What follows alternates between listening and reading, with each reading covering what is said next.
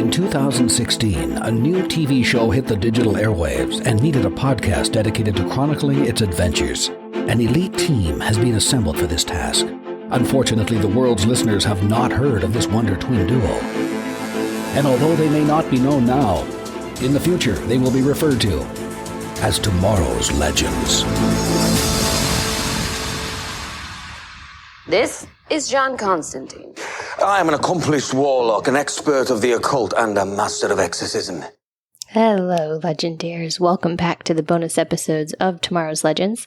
I am Harley Quinn, and I am bringing you my reaction to the live-action Constantine series, and today I'm covering the 10th episode of the series, Quid Pro Quo.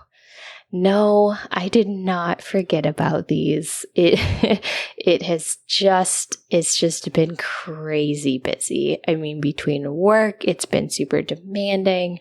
And then, of course, Legends is back. So that's also really demanding. Plus on top of it, I'm a mom and there's a lot going on in life right now. So unfortunately, I couldn't quite get these wrapped up during the break due to just a series of life events that no one could really see coming that had to be dealt with. Everything is fine.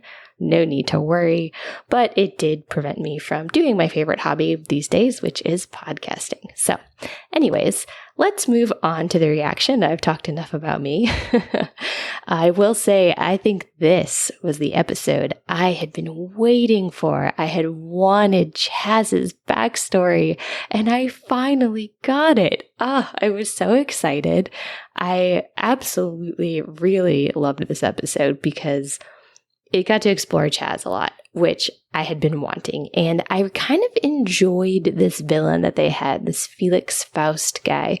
I thought he was pretty fun. That's a great actor, although I cannot recall his name off the top of my head, but I do really enjoy his portrayal.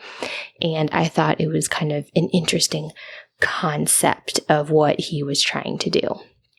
So let's go through the little bit of notes that I had. All right, so I liked that Constantine, because where we left last time, I was kind of unsure. Was Zed going to come clean to Constantine? Was she going to tell him? So I really liked that he forced the issue. He's like, look, you need to tell me what's going on because you're, essentially a liability. So I was glad that we may finally start to get some answers about her now. I have had an inkling that her backstory was kind of wrapped into what's going to turn out to be our main villain, main protagonist for the series. So we shall see how they sort of wrap that up. Okay, so specifically about Chaz's backstory, because they've been hinting at it, and it felt like some things almost came out of order at different points, but we finally got confirmation that he does have a daughter, and she is obviously not living in Atlanta. And so we've gotten a couple of lines where Constantine explains where Chaz is, and he basically just says that he's gone to visit his daughter. And so now I kind of like that we're getting that backstory filled in. We actually get to see her quite a bit this episode. I was not expecting our cold open, where we have like the creepy demon that does its thing. Wasn't expecting that to be his daughter. So that was kind of a clever twist and a nice way to really flesh out Chaz's backstory. Also, it felt really similar to one of the animated episodes, and I don't recall if in the animated episode I happened to watch if that was Chaz's daughter or someone else's daughter, but some of these scenes felt very familiar. So I think I've read somewhere that the animated series isn't actually canon, so I don't know if they decided to kind of retell this story. I'm pretty sure the episode I watched was a newer one. It came out as almost a promo to Constantine on Legends, which is kind of funny because that story was not related at all into Legends at all. So I don't know. It was just kind of interesting. Maybe if someone knows a little bit more about that, you can just ping me and let me know. But what I found so funny throughout the beginning of this was that it was very obvious that John was just doing this like random drunken spell, and no one actually thought that it worked. He didn't think it worked, Chaz didn't think it worked, and me as the proverbial audience definitely didn't think it worked. it felt like mumbo jumbo. Like, I know what we're getting on this episode is effectively mumbo jumbo, but kudos to Matt Ryan for being able to sell, quote, real magic versus drunk fake. I don't think this is going to work mumbling magic. He just does such a great job with his character.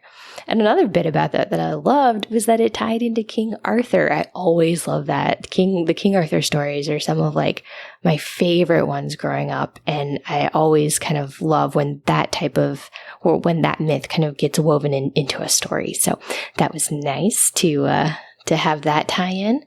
And we definitively answered how Chaz's power works. Yay! Again, something I've been waiting for. So he has 31 lives. At the time I wrote this down, I don't remember if that's the end count by the end of this episode or the count at the beginning of the episode, because obviously he uses a couple, or does he use a couple of this episode? He uses at least one, possibly two. But anyways, I digress.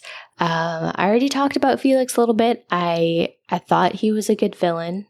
Literally, took him out with a bang. But at least Renee got to kind of see how everything works and kind of understand what it is, because I found it very interesting to see her perspective throughout this episode of how much she blames Constantine, which, I mean, she's right to.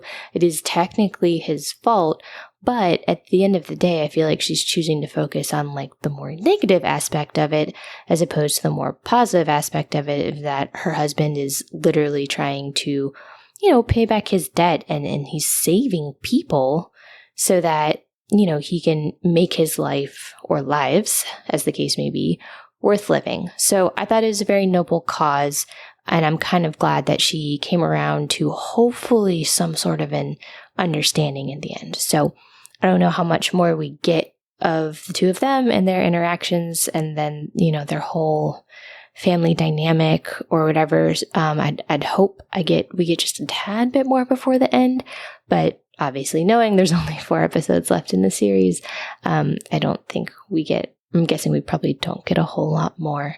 I really hope Constantine gets a second season over on the DC Universe. I know they're pushing for it hard on Twitter. As far as I know right now, it hasn't happened yet, but I would 100% buy the service just for that. I mean, I know there's a lot of good stuff on there, and I probably need to buy the service anyway, but I would definitely buy it 100% for sure if they put Constantine season 2 out there. So anyway, great episode.